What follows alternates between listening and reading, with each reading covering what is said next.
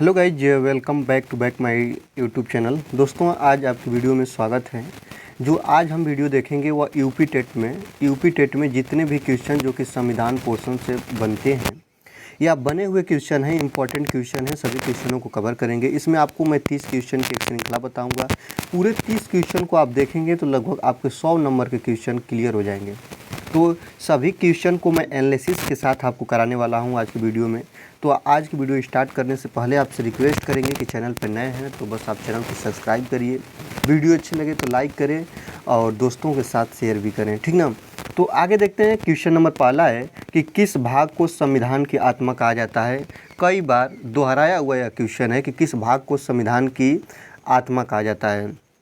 तो ये आप देखेंगे तो इसका करेक्ट आंसर प्रस्तावना तो हो जाएगा, लेकिन प्रस्तावना ही जान जाना, प्रस्तावना को संविधान की आत्मा कहते हैं, ये बात याद रखिएगा। और प्रस्तावना को ही संवैधानिक उपचारों का अधिकार भी कहते हैं, ये बात याद रखिएगा। प्रस्तावना को संविधान की आत्मा भी कहते हैं, या ये न दे के ये भी कह दे कि संवैधानिक उपचारों का अधिकार किसे कहते हैं, तो प्रस्तावना को ही कहते हैं। और प्रस्तावना को संविधान की आत्मा की भी संज्ञा दी गई है। दोस्तों, अनुच्छेद, अब बात करेंगे कि अनुच्छेद किस में इसका वर्णन है, तो अनुच्छेद 32 में इसका वर्णन मिलता है प्रस्तावना का। और ये भी बात कह दे कि प्रस्तावना को संविधान की आत्मा किसने कहा, तो पंडित ठाकुर दास भार्गव ने कहा था। पंडित ठाकुर दास भार्गव ने आत्मा कहा था संविधान की, किसको, प्रस्तावना को। प्रस्तावना लिया कहाँ से गया है दोस्तों, प्रस्तावना लिया गया है आपके अमेरिका से। कहाँ से लिया गया है दोस्तों, याद रखिएगा। प्रस्तावना जो भारतीय संविधान में सम्मिलित किया गया है, यह प्रस्तावना अमेरिका से लिया गया है। और किस भाग में इसका वर्णन है, तो भाग 3 में इसका वर्णन है। ये भी प्रश्न बन जाता है कि प्रस्तावना का किस भाग में वर्णन है, तो भाग 3 में इसका वर्णन आपको मिल जाता है। इस बात को आप लोग समझिएगा, ठीक। अगर बात प्रस्तावना की और करें तो हम भारत के लोग, भारत को संप्रभुत्व ऐसे शब्द हैं, इसी को प्रस्तावना कहते हैं। और प्रस्तावना में कुल 73 वर्ड हैं। कितने शब्द हैं दोस्तों, 73 शब्द हैं। इस सभी बातों को याद रखिएगा। भाग 3 में है, अमेरिका से लिया गया है, अनुच्छेद 32 में इसका वर्णन है। और इस प्रस्तावना को संविधान की आत्मा भी कहते हैं, और इसमें वर्ड 73 है। और इसको संविधान की आत्मा कहने वाले पंडित ठाकुर दास भार्गव थे, जो सर्वप्रथम इसकी उपाधि दिए थे, राइट। आगे देखते हैं दोस्तों। भारतीय संविधान के अनुसार देश का प्रथम नागरिक कौन होता है। आपको मैं बताया हूँ, जिले का प्रथम नागरिक जो होता है वह जिलाधिकारी होता है। उसी प्रकार देश का जो राज्य का जो प्रथम नागरिक होता है वह राज्यपाल होता है। और वही देश की बात कर लें कि देश का प्रथम नागरिक कौन होता है दोस्तों, तो देश का प्रथम नागरिक होता है राष्ट्रपति। ऑप्शन नंबर ए आपका करेक्ट आंसर हो जाएगा। इसी तरह गाँव स्तर पर बनता है कि गाँव का प्रथम नागरिक कौन होता है, तो ग्राम प्रधान होता है। इसी तरह आप लोग इसको याद रखिएगा, समझे। आगे देखिएगा, बात करेंगे राष्ट्रपति के बारे में, तो वर्तमान राष्ट्रपति भारत की द्रौपदी मुर्मू हैं, ये बात याद रखिएगा। और भी बात करेंगे तो जो राष्ट्रपति होते हैं वो तीनों सेनाओं का प्रमुख सेनापति होते हैं, तीनों सेनाओं का, याद रखिएगा। ये भी बनता है, तीनों सेनाओं का प्रमुख सेनापति कौन होता है, तो ये राष्ट्रपति होते हैं दोस्तों। कौन होते हैं, राष्ट्रपति होते हैं। और यह किस अनुच्छेद में वर्णन है इसका, तो अनुच्छेद 53 में वर्णन है। किस में वर्णन है दोस्तों, अनुच्छेद 53 में वर्णन है, इस बात याद रखिएगा। इनका कार्यकाल की बात करें, राष्ट्रपति का कार्यकाल 5 वर्ष होता है। और बनने की उम्र जो होती है दोस्तों वो 35 साल होती है। और हटाने की प्रक्रिया, इनको बनाने की जो प्रक्रिया है, एकल संक्रमणी मत पद्धति के आधार पर इनका चुनाव होता है। और इनको हटाने की प्रक्रिया है इनके विरुद्ध महाभियोग लाकर। महाभियोग कहाँ लाया जाता है, लोकसभा राज्यसभा कहीं भी ला सकते हैं। और महाभियोग लाने से 14 दिन पहले आपको उसमें वर्णित करना होगा कि हम महाभियोग इनके खिलाफ ला रहे हैं। और इनको हटाने की प्रक्रिया महाभियोग विधि द्वारा, और इनको निर्वाचन की प्रक्रिया एकल संक्रमणी मत पद्धति के द्वारा इनको बनाया जाता है। ये बात आप लोग याद रखिएगा। आगे देखते हैं कि संपत्ति के अधिकार से संबंधित संशोधन है, तो संपत्ति के अधिकार से संबंधित संशोधन 44वां संशोधन है, ये बात याद रखिएगा। है क्या, जैसे देखिएगा, सबसे पहले की बात करें तो मूल अधिकार कहाँ से लिए गए हैं, तो अमेरिका से लिए गए हैं। मूल अधिकार कितने थे, 7 थे। एक अधिकार को हटा दिया गया। कौन अधिकार को हटाया गया, तो संपत्ति के अधिकार को हटा दिया गया। कब हटाया गया, ये बात आप लोग जब देखेंगे समझेंगे। तो आप लोग इसमें एक बात और देखिएगा, जो ये 7 थे, 7 में एक को हटा दिया गया, संपत्ति के अधिकार को। संपत्ति के अधिकार को हटाकर कौन सा अधिकार बना दिया गया, संपत्ति के अधिकार को हटाकर इसे कानूनी अधिकार बना दिया गया, क्योंकि इसका दुरुपयोग हो रहा था दोस्तों। क्या हो रहा था, दुरुपयोग हो रहा था, और इसको हटा दिया गया। और अब ये बन गया है कानूनी अधिकार। और इसमें आपको मैं बता रहा हूँ, पहले यह आर्टिकल 31 में था। कहाँ पे था दोस्तों? पहले यह आर्टिकल 31 में था और इसलिए इसे मूल अधिकार कहते थे। 31 से ध्यान रखिएगा, 31 में था इसलिए इसको मूल अधिकार कहते थे। लेकिन जब इसका दुराचार या अलग तरीके से इसका प्रयोग किया जाने लगा तो इसको हटा दिया गया, संपत्ति के अधिकार को कानूनी अधिकार बना दिया गया 44वां संविधान संशोधन द्वारा। और इस प्रकार मूल अधिकारों की संख्या हो गई बाद में 6। कितनी हो गई दोस्तों? 6।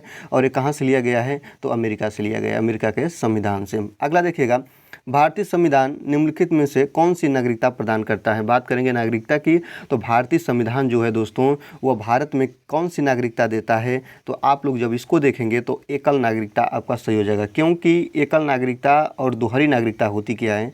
जैसे आप लोग देखिएगा, एकल नागरिकता का प्रावधान कहाँ से लिया गया है? तो इंग्लैंड के संविधान से लिया गया है, जिसको ब्रिटेन भी बोलते हैं, ठीक। इंग्लैंड के संविधान से लिया गया है। और यही बात दोहरी नागरिकता करेंगे तो अमेरिका में दोहरी नागरिकता है। कहाँ पे दोस्तों? अमेरिका में। राज्य का अलग है नागरिकता और देश का अलग है। तो भारत में आप एक जगह के नागरिक हो गए तो आपको पूरे भारत का नागरिक माना जाएगा। तो इसलिए भारत में एकल नागरिकता है कि एकल नागरिकता का जो प्रावधान है दोस्तों काफ़ी अच्छा है। दोहरी नागरिकता में राज्य की अलग नागरिकता होती है और केंद्र सरकार की अलग नागरिकता होती है। तो इसको आप लोग याद रखेंगे। लिया कहाँ से गया है? तो इंग्लैंड के संविधान से, ब्रिटेन के संविधान से।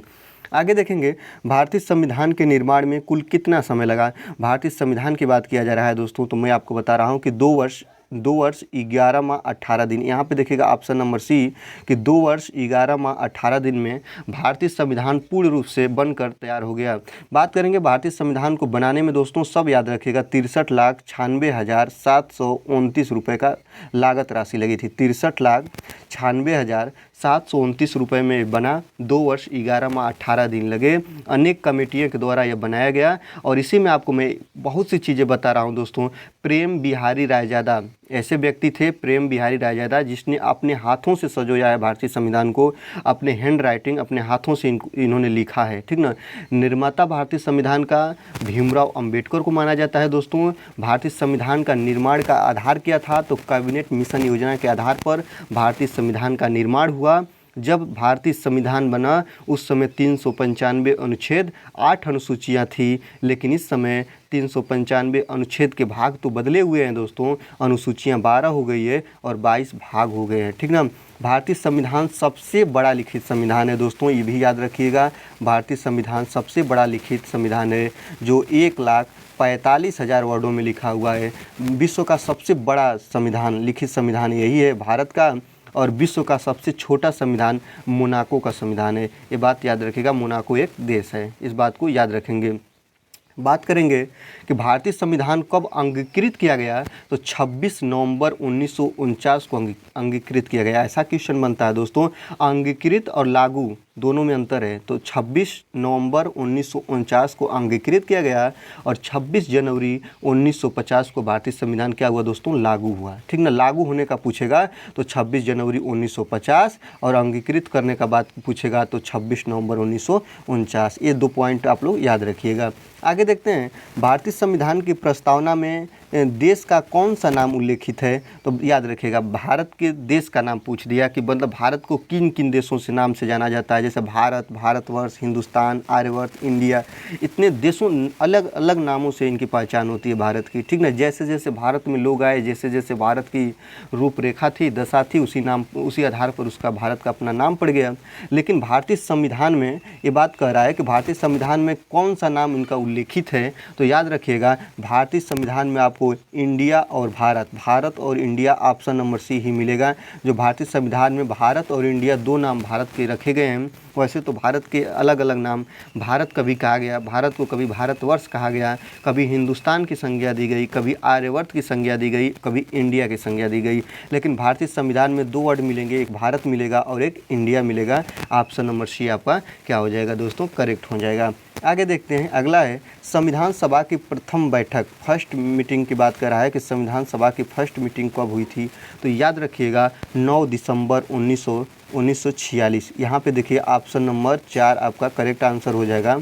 9 दिसंबर 1946 को 9 दिसंबर 1946 को संविधान सभा की प्रथम बैठक हुई और प्रथम बैठक में अस्थायी अध्यक्ष थे इसके। ये भी पूछता है कि संविधान सभा के अस्थायी अध्यक्ष कौन थे, तो अस्थायी अध्यक्ष यही चुने गए 9 दिसंबर 1946 को। कौन थे दोस्तों? डॉक्टर सच्चिदानंद राय। ये भी याद रखिएगा, सच्चिदानंद सिन्हा, राय नहीं, या सिन्हा नाम है इनका, डॉक्टर सच्चिदानंद सिन्हा। 9 दिसंबर 1946 को संविधान सभा की प्रथम बैठक हुई और इसी प्रथम बैठक में अस्थायी अध्यक्ष चुने जाते हैं डॉक्टर सच्चिदानंद सिन्हा जी। और इसी के बाद याद रखिएगा, इसी के बाद 11 दिसंबर 1946 को दूसरी मीटिंग होती है। 11 दिसंबर 1946 को दूसरी मीटिंग होती है और इस दूसरी मीटिंग में अस्थाई, याद रखिएगा, अस्थाई अध्यक्ष चुने जाते हैं डॉक्टर राजेंद्र प्रसाद, जो कि निरंतर फिर बाद में बने रहते हैं। तो याद रखिएगा दोनों चीज़। 9 दिसंबर 1946 को अस्थायी अध्यक्ष चुने गए और इसी के 2-3 दिन बाद 11 दिसंबर 1946 को अस्थायी अध्यक्ष चुने गए। ये अस्थायी अध्यक्ष डॉक्टर सच्चिदानंद सिन्हा थे और अस्थायी अध्यक्ष जो थे वो आपको याद है डॉक्टर राजेंद्र प्रसाद थे। भारत का मूल संविधान कहाँ से प्रकाशित हुआ था? याद रखिएगा, भारत का जो मूल संविधान है वह देहरादून से प्रकाशित हुआ था और देहरादून की एक प्रिंटिंग प्रेस थी, नादर्न प्रिंटिंग ग्रुप, जो कि 1000 प्रतियाँ छापी थी। नादर्न प्रिंटिंग ग्रुप, याद रखिएगा, एक वर्ड है, ठीक ना। आगे देखिएगा, भारत का मूल संविधान कहाँ संरक्षित है? आज भी भारत का मूल संविधान कहाँ पे संरक्षित है? तो याद रखिएगा, संसद में। कहाँ पे भारतीय संविधान को संरक्षित किया जाता है? तो संसद भवन में भारतीय संविधान को संरक्षित किया जाता है। और भारतीय संविधान का कौन प्रहरी होता है, कौन इसकी सुरक्षा करता है? तो जो न्यायालय है वह भारतीय संविधान के आधार पर न्याय देती है और या इसे न्यायालय को भारतीय संविधान का प्रहरी या सुरक्षाकर्ता कहा जाता है। इस भी बात को आप लोग याद रखिएगा। आगे देखते हैं दोस्तों, 10वां है कि संविधान के किस भाग में नीति निर्देशक तत्वों का उल्लेख किया गया है? नीति निर्देशक तत्व की बात कर लें दोस्तों, यह अनुच्छेद 36 से लेकर अनुच्छेद 51 तक इसका वर्णन है। नीति निर्देशक तत्व ये लिया गया है दोस्तों कहाँ से? सब चीज़ों को याद रखिएगा। नीति निर्देशक तत्वों लिए गए हैं आयरलैंड से, ये बात को याद रखिएगा। और इस नीति निर्देशक तत्व कहाँ पे, भाग कौन सा है इसका? ये भाग 4 में इसका वर्णन मिलता है। अनुच्छेद 36 से 51 तक लिया गया आयरलैंड से है। और एक प्रश्न पूछ रहा है क्या कि संविधान के किस भाग में नीति निर्देशक तत्वों का उल्लेख किया गया है? तो भाग 4 में, चतुर्थ भाग में। ऑप्शन नंबर बी आपका करेक्ट आंसर हो जाएगा। दोस्तों वीडियो अच्छी लग रही है तो लाइक बनता है और वीडियो को लाइक तो करिए। चैनल पर नए हैं तो चैनल को सब्सक्राइब तो भी करिए। आगे देखिएगा, संविधान के किस भाग में संविधान संशोधन की प्रक्रिया उल्लेख है? याद रखिएगा, संविधान संशोधन की प्रक्रिया सबसे पहले बता दें कि दक्षिण अफ्रीका से लिया गया है संविधान संशोधन। ये यूपी टेट में प्रश्न बन चुका है कि संविधान संशोधन की प्रक्रिया कहाँ से ली गई है? तो दोस्तों दक्षिण अफ्रीका से ली गई है। आर्टिकल 368 में इसका वर्णन है। 368 के अनुसार संविधान संशोधन में संसद द्वारा विशेष कोई भी आवश्यकता पड़ने पर उसमें संशोधन किया जा सकता है, जिसे 370 संशोधन, ऐसे ऐसे संशोधन किए गए हैं समय समय पर जिसकी आवश्यकता पड़ी है। तो याद रखिएगा उल्लेख कहाँ है? तो भाग 20 में है दोस्तों। ऑप्शन नंबर सी आपका करेक्ट आंसर हो जाएगा, ठीक ना। तो भाग 20 आप लोग याद रखिए। ये भी याद रखिए कहाँ से लिया गया? दक्षिण अफ्रीका से। कौन से आर्टिकल में इसका वर्णन है? तो 368 में, ठीक ना। और इस बात को समझने का प्रयास करिए। आगे देखते हैं कि 74वें संविधान संशोधन अधिनियम द्वारा भारतीय संविधान में कौन सी अनुसूची जोड़ी गई? तो 74वें संविधान संशोधन अधिनियम द्वारा भारतीय संविधान में जो अनुसूची जोड़ी गई वह अनुसूची थी दोस्तों 12वीं, ठीक है। ऑप्शन नंबर डी आपका करेक्ट आंसर हो जाएगा, 12वीं। 1992 में जोड़ी गई थी। कब दोस्तों जोड़ी गई थी? 1992 में। और यह कौन सी अनुसूची है? तो पंचायती राज्य से संबंधित है दोस्तों। ये भी याद रखिएगा, पंचायती राज्य से संबंधित है। पंचायती राज्य का मतलब कि पंचायती राज्य इससे संबंधित है। पंचायती राज्य के अंतर्गत जितने भी राज्य हैं उनका कैसे उनका विकास किया जाएगा, सभी बातों का इसमें वर्णन है। तो ये बात याद रखिएगा। 74वें संविधान संशोधन अधिनियम द्वारा भारतीय संविधान में 12वीं अनुसूची जोड़ी गई है। 1992 में जोड़ी गई और इसमें पंचायती राज्यों का वर्णन है। इस बात को याद रखिएगा। आगे देखते हैं, 500 से अधिक राजवाड़े मतलब देसी रियासतें कि भारत में विलय के कौन व्यक्ति उत्तरदायी हैं। तो आपको बता दें कि जैसे आप लोग इसका करेक्ट आंसर जब देखेंगे तो ऑप्शन नंबर सी आपका तो करेक्ट हो जाएगा, सरदार वल्लभ भाई पटेल। सरदार वल्लभ भाई पटेल को ही श्रेय जाता है देसी रियासतें या रजवाड़ों को भारत में विलय के लिए, ठीक ना। कि जब आपका देश आज़ाद हुआ तो कुछ देसी रियासतें ऐसी थी या जो रजवाड़े थे जो कि भारत में विलय नहीं कर रहे थे किसी कारणवश, तो नहीं कर रहे थे तो उनको कैसे मिला जुला के पुलिस कार्रवाई करके या किसी भी तरह मिलवाने का जो श्रेय है वह सरदार वल्लभ भाई पटेल को जाता है। जैसे याद रखेंगे जूनागढ़ रियासत थी, जूनागढ़ रियासत को जनमत संग्रह के आधार पर इसको भारत में मिला लिया गया क्योंकि वहाँ के लोग चाहते थे कि हम लोगों का विलय भारत में हो जाए। हैदराबाद की जो रियासत थी वो मिलने को तैयार नहीं थी, तो उस पर पुलिस कार्रवाई के द्वारा भारत में मिलाया गया है। उसी तरह जम्मू कश्मीर की बात करें तो जम्मू कश्मीर की जो रियासत थी उससे विलय पत्र पर हस्ताक्षर करके भारत में मिला लिया गया है। इस बात को याद रखिएगा। आगे देखते हैं, नए राज्य के गठन अथवा सीमा में परिवर्तन करने का अधिकार किसके पास है। तो याद रखिएगा ये तो अधिकार संसद के पास ही है दोस्तों, ठीक है। कितने राज्यों की, जैसे कि जनसंख्या बढ़ गई है तो अलग राज्यों का गठन करना है या किसी भी राज्य की जो सीमा है उसको बढ़ाने घटाने का जो भी कुछ अधिकार है दोस्तों वो संसद के पास है। किसके पास है दोस्तों? संसद के पास है। और याद रखिएगा अनुच्छेद 3 में राज्य गठन की प्रक्रिया है। राज्य गठन की जो प्रक्रिया है दोस्तों वह अनुच्छेद 3 में है। सबसे पहले जब संविधान बना था तो उस समय भारत में 14 राज्य थे और कितने केंद्र शासित प्रदेश थे? 6 केंद्र शासित प्रदेश थे। और वर्तमान में कितने हैं दोस्तों? वर्तमान को भी याद रखिए 28 राज्य हैं और कितने केंद्र शासित प्रदेश हैं दोस्तों? 8 केंद्र शासित प्रदेश हैं। इस बात को याद रखिएगा। बात ऐसा भी बन सकता है कि भाषा के आधार पर प्रथम राज्य का गठन कब हुआ था? तो आंध्र प्रदेश। कौन है दोस्तों? आंध्र प्रदेश राज्य है जो कि भाषा के आधार पर इसका गठन हुआ था। एक प्रश्न ये भी बना हुआ है, ठीक ना। आगे देखिएगा, भारत में संविधान को कब अपनाया गया? भारत में संविधान को अपनाने की बात कर रहा है दोस्तों। कब अपनाया गया? तो जब अपनाने की बात करेगा तो याद रखिएगा 26 जनवरी 1949 को अपनाया गया या अंगीकृत किया गया। लागू कब हुआ? 26 जनवरी 1950 को, ठीक ना। यह बात याद रखिएगा। जैसे देखिए मैं बता रहा हूँ, जो 26 जनवरी 1950 को क्या किया गया? लागू किया गया। अगर इसे पूछ दे कि कब लागू किया गया तो 26 जनवरी 1950 को लागू किया गया। यही कहेगा कि अपनाया कब गया है तो ये बात याद रखिएगा 26 नवंबर 1949 को अपनाया गया है। ऑप्शन नंबर दूसरा, अपनाया गया या अंगीकृत किया गया, ऐसा पूछ दे तो 26 नवंबर 1949 के साथ जाइएगा। अगर कह दे कि लागू कब हुआ तो 26 जनवरी 1950 को पूर्ण रूप से लागू हो गया, लेकिन अपनाया गया 26 नवंबर 1949 को दोस्तों। तो इस आधार पर आप समझ लीजिएगा क्वेश्चन कैसे बदलता रहता है।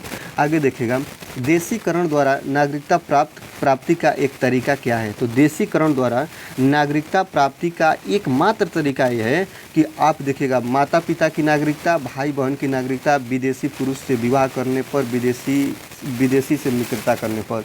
माता पिता की नागरिकता का मतलब दोस्तों जैसे कि आप किसी देश में निवास कर रहे हैं और उनके आप लड़के हैं तो उसी आधार पर नागरिकता हो जाएगी। लेकिन देशीकरण द्वारा नागरिकता का मतलब होता है कि आप दूसरे देश के हैं, आप किसी दूसरे देश में नागरिकता प्राप्त करना चाह रहे हैं। तो भाई बहन की नागरिकता ये तो अपने ही देश की बात कर दिया गया, तो ये भी गलत हो गया, ये भी गलत हो गया। विदेशी से मित्रता, अगर विदेशी लोगों से आप मित्रता करेंगे तो वहाँ की नागरिकता थोड़े ना पा जाएंगे। विदेशी पुरुष से अगर कोई दूसरे देश की स्त्री विवाह कर लेती है तो इस आधार पर उसे उस देश की नागरिकता मिल सकती है। भारत की नागरिकता एकल नागरिकता है, अमेरिका की नागरिकता है दोस्तों वो दोहरी नागरिकता है। अभी हम ऊपर वीडियो में बताया हूँ दोस्तों। नागरिकता का जो प्रावधान है वह ब्रिटेन की मतलब इंग्लैंड के संविधान से लिया गया है, ये भी बात बता दिया हूँ। आगे देखिएगा, मौलिक अधिकार के निलंबन का आदेश कौन दे सकता है? तो मौलिक अधिकार, किसी भी स्थिति में व्यक्ति का मौलिक अधिकार भंग नहीं हो सकता है दोस्तों, लेकिन एक व्यक्ति है जो कि राष्ट्रपति। कौन है दोस्तों? राष्ट्रपति, जो कि मौलिक अधिकार के निलंबन का आदेश दे सकता है। मौलिक अधिकार में ये भाग 3 में इसका वर्णन है, याद रखिएगा। भाग 3 में मैं पहले भी बताया हूँ और 12 से लेकर अनुच्छेद 35 तक इसका आपको वर्णन मिल जाएगा। मौलिक अधिकार कहाँ से लिया गया दोस्तों, यही इंपॉर्टेंट पॉइंट याद रखिएगा। अमेरिका के संविधान से लिया गया है मौलिक अधिकार। आगे देखिएगा, भारतीय संविधान के किस अनुच्छेदों में नागरिकता संबंधित प्रावधान किए गए हैं। तो भारतीय संविधान के किस अनुच्छेद में नागरिकता संबंधित प्रावधान किए गए हैं।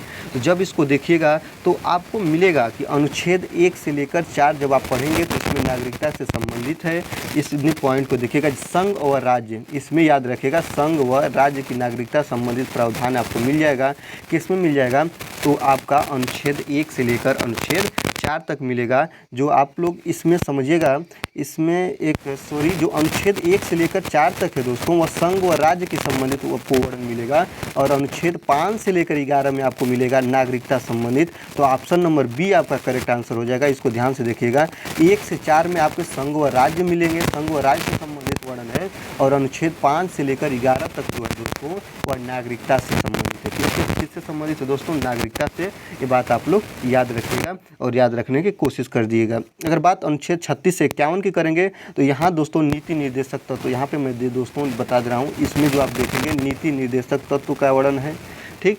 और 12 से 35 में अगर पूछेगा तो इसमें आपको मिल जाएगा मूल अधिकार दोस्तों। अनुच्छेद 5 से 11 में पूछेगा तो 5 से 11 में दोस्तों नागरिकता का वर्णन है, यही आपका ऑप्शन सही भी हो जाएगा। और अनुच्छेद 1 से लेकर 4 तक बात करेगा तो संघ व राज्य, इस संघ व राज्य का वर्णन है। इसमें कितने भारत में केंद्र शासित प्रदेश हैं और कितने राज्य रहेंगे। 5 से 11 में जाइएगा नागरिकता का वर्णन मिलेगा। अनुच्छेद 12 से 35 में जाइएगा मूल अधिकार कितने हैं दोस्तों, 6 हैं। और अनुच्छेद 36 से 51 में आप जाइएगा नीति निर्देशक तत्व की वर्णन मिलेगा। पूछता है कि मूल अधिकार वर्तमान में या मूल संविधान में कितने मूल अधिकारों का वर्णन था, तो उसमें आप बताइएगा 7 था। किसको हटा दिया गया, तो आपका संपत्ति के अधिकार को हटा दिया गया है। क्यों हटाया गया, क्योंकि संपत्ति के अधिकार का दुरुपयोग होने लगा, एक व्यक्ति एक से अधिक संपत्ति रखने की क्षमता रखने लगा, तो इसलिए संपत्ति के अधिकार को हटा दिया गया। आगे देखते हैं कि भारतीय संविधान द्वारा भारतीय नागरिकों को कुल कितने मौलिक अधिकार प्राप्त किए गए थे। तो यही देखिए, यही प्रश्न आ गया 7 थे, लेकिन वर्तमान में कितने हैं, 6। देखिएगा, एक बात याद रखें, यहाँ पे देखिएगा भारतीय संविधान द्वारा भारतीय नागरिकों को कुल कितने मौलिक अधिकार प्रदान किए गए थे। ये आज की बात नहीं किया रहा है दोस्तों, ये पास्ट मतलब बीत गई बातें कर रहा है। तो किए गए थे कितने, 7, वर्तमान में कितने हैं, 6। ये बात को याद रखिएगा, वर्तमान में 6 हैं और किए गए थे दोस्तों 7, ठीक। आगे देखते हैं कि भारतीय नागरिकों के मौलिक अधिकारों का वर्णन, भारतीय नागरिकों के मौलिक अधिकारों का वर्णन जो काफ़ी बार में रटा क्वेश्चन 12 से 35 में वर्णन आपको मिल जाएगा। कहाँ से लिया गया दोस्तों, अमेरिका से। आगे देखिएगा, संविधान का वह कौन सा भाग है जो संविधान के निर्माताओं के मस्तिष्क और उद्देश्यों को प्रतिबिंबित करता है। कौन सा भाग है दोस्तों जो उसके संविधान लिखे हैं, जो निर्माण किए हैं संविधान का, उनके मस्तिष्क और उद्देश्यों को प्रतिबिंबित करता है, वह कौन सा भाग है। तो ऑप्शन नंबर सी आप देखिएगा, राज्य के नीति निर्देशक तत्व हैं। कौन है दोस्तों, राज्य के नीति निर्देशक तत्व, जो संविधान निर्माता हैं उनके मस्तिष्क और उद्देश्यों को प्रतिबिंबित करता है या करने की कोशिश करता है। नीति निर्देशक तत्व की बात करेंगे 36 से 51, अनुच्छेद 36 से 51 में इसका वर्णन है। लिया कहाँ से गया दोस्तों, आयरलैंड से। सभी चीज़ों को याद रखिएगा, काफ़ी इंपॉर्टेंट है, आयरलैंड से लिया गया है नीति निर्देशक तत्व। आगे देखिएगा, राज्य के नीति निर्देशक तत्वों का उल्लेख भारतीय संविधान के किस भाग में है, तो चतुर्थ भाग में है। ये बात आप याद रखिएगा, ऑप्शन नंबर सी आपका करेक्ट आंसर हो जाएगा, चतुर्थ भाग में, ठीक। आगे देखिएगा कि निम्न में से कौन सी एक समिति ने नागरिकों में मूल कर्तव्य को 1976 में सम्मिलित करने की अनुशंसा की थी, ठीक ना। तो ये स्वर्ण सिंह समिति है, काफ़ी एक है स्वर्ण सिंह समिति, जो कि 1976 में अनुशंसा की थी, मतलब ये अपना विचार रखी थी कि नागरिकों को मूल कर्तव्य को 1976 में सम्मिलित करने की अनुशंसा की थी कि मूल कर्तव्य को भारतीय संविधान में वर्णित कर लिया जाए, तो वह स्वर्ण सिंह समिति थी। इस बात को याद रखिएगा। आगे देखते हैं, भारतीय संविधान में मूल कर्तव्यों को शामिल करने का विचार किस देश के संविधान से लिया गया है। तो मैं आगे भी आपको बताया हूँ दोस्तों, आयरलैंड से। कहाँ से लिया गया है दोस्तों, आयरलैंड से। आप कन्फर्म इसको करेक्ट आंसर आयरलैंड रखेंगे, ठीक। ये बात को याद रखिएगा, ठीक ना। तो जब इस चीज़ को आप लोग देखेंगे, समझेंगे, समझने का कोशिश करेंगे, यहाँ पे मूल कर्तव्य की दोस्तों बात किया है, नीति निर्देशक तत्व की बात नहीं किया है, सॉरी। इस बात को याद रखिए, आयरलैंड से नीति निर्देशक तत्व लिए गए हैं। क्या लिए गए हैं दोस्तों, नीति निर्देशक तत्व। इसके लिए मैं माफ़ी चाहूँगा, नीति निर्देशक तत्व। ब्रिटेन से बात करेंगे दोस्तों, तो ब्रिटेन से क्या लिया गया है दोस्तों, ब्रिटेन से आपकी नागरिकता लिया गया है, नागरिकता का प्रावधान लिया गया है। सभी चीज़ों को बता दे रहे हैं, नागरिकता, ठीक है, नागरिकता का प्रावधान है। आगे देखिएगा, बात करेंगे ऑस्ट्रेलिया की, तो ऑस्ट्रेलिया से लिया गया है प्रस्तावना की भावना, ठीक ना। प्रस्तावना की भाषा ये लिया गया है, ठीक ना। प्रस्तावना कहाँ से लिया गया दोस्तों? ऑस्ट्रेलिया से लिया गया है, इस बात को याद रखिएगा। पूर्व सोवियत संघ, ऑप्शन नंबर डी आपका करेक्ट आंसर हो जाएगा। किस चीज़ का? तो मूल कर्तव्यों को शामिल करने का विचार किस देश के संविधान से लिया गया है? तो पूर्व सोवियत संघ से लिया गया है। ऑप्शन नंबर डी आपका करेक्ट आंसर हो जाएगा। आगे देखेंगे, निम्नलिखित में से किस देश का सबसे बड़ा लिखित संविधान है? पहले ही बताएं, भारत का सबसे बड़ा लिखित संविधान 2 वर्ष 11 माह 18 दिन। कितने दिन दोस्तों? 2 वर्ष 11 माह 18 दिन। पैसे की बात कर लें, 63,98,98,729 रुपये। काफ़ी बड़ा, 1,45,000 वर्ड। और प्रेम बिहारी रायजादा अपने हाथों से लिखे, और भारत का सबसे बड़ा लिखित संविधान है, ये बात को याद रखिएगा भारत का। आगे देखते हैं, निर्माता डॉक्टर भीमराव अंबेडकर हैं, ये बात को याद रखें। पंचवर्षीय योजना की अवधारणा किस देश के संविधान से ली गई है? पंचवर्षीय योजना की अवधारणा सोवियत संघ से ली गई है। ऑप्शन नंबर 1 आपका करेक्ट आंसर हो जाएगा। आगे देखते हैं, संघ की कार्यपालिका शक्ति निहित होती है, किसमें होती है दोस्तों? तो इसको आप ऑप्शन नंबर बी करेक्ट याद रखिएगा, राष्ट्रपति में। संघ की कार्यपालिका शक्ति निहित होती है राष्ट्रपति में। या पूरा अगर संवैधानिक दृष्टि से भारत का सबसे बड़ा व्यक्ति राष्ट्रपति, प्रथम नागरिक, या कुछ भी इसको मानिए, इसके पास सभी शक्तियाँ निहित होती है। किसी को मृत्युदंड तक हो गया है तो उसको क्षमा योग्य इसके पास शक्ति है, इमरजेंसी शक्ति है, वित्तीय शक्ति है, कुछ भी शक्तियाँ इसके पास, मतलब संघ की कार्यपालिका की शक्ति सबसे बड़ी शक्ति निहित होती है किसके पास? राष्ट्रपति के पास। इनका कार्यकाल की बात करें, इनका कार्यकाल जो होता है दोस्तों 5 वर्ष का होता है। बनने की उम्र कितनी होती है? 35 वर्ष होती है, इस बात को याद रखिएगा। आगे देखते हैं, भारत में कार्यपालिका का अध्ययन कौन करता है? अध्यक्ष कौन होता है? इस बात को याद रखिएगा। तो भारत में कार्यपालिका का जो अध्यक्ष होता है दोस्तों, वह राष्ट्रपति होता है, ये बात को याद रखिएगा। आगे देखते हैं, इस संपूर्ण संविधान को कब लागू किया गया? संपूर्ण संविधान को 26 जनवरी 1950 को लागू किया गया, ये बात याद रखिएगा। अपनाया और अंगीकृत कब किया गया? 1949 को किया गया। 26 नवंबर 1949 को अपनाया गया या अंगीकृत किया गया, और 26 जनवरी 1950 को पूर्ण रूपेण लागू किया गया। भारत संविधान के किस अनुच्छेद में निर्वाचन आयोग का वर्णन है? तो भारत के संविधान के 324 में, अनुच्छेद 324, आर्टिकल 324 याद रखिएगा। इसमें भारतीय संविधान में निर्वाचन आयोग का वर्णन है, मतलब चुनाव प्रक्रिया, जैसे प्रधानमंत्री का चुनाव, मुख्यमंत्री का चुनाव, ग्राम प्रधान का चुनाव, लोकसभा अध्यक्ष का चुनाव, सभी चुनावों का वर्णन अनुच्छेद 324 में मिल जाएगा आपका। और भारतीय संविधान के अनुच्छेद 324 में निर्वाचन संबंधित ये प्रावधान है। तो दोस्तों आज की वीडियो में बस इतना ही, मिलते हैं अगले वीडियो में, तब तक के लिए धन्यवाद। अभिषेक एकेडमी के इस चैनल पे आप नए हैं तो चैनल को जरूर से जरूर सब्सक्राइब करें। वीडियो अच्छी लगे तो वीडियो को दोस्तों अधिक लाइक करें, और दोस्तों के साथ अधिक से अधिक शेयर करने की कोशिश करें। तब तक के लिए धन्यवाद, मिलते हैं अगले वीडियो में। Tata, bye bye.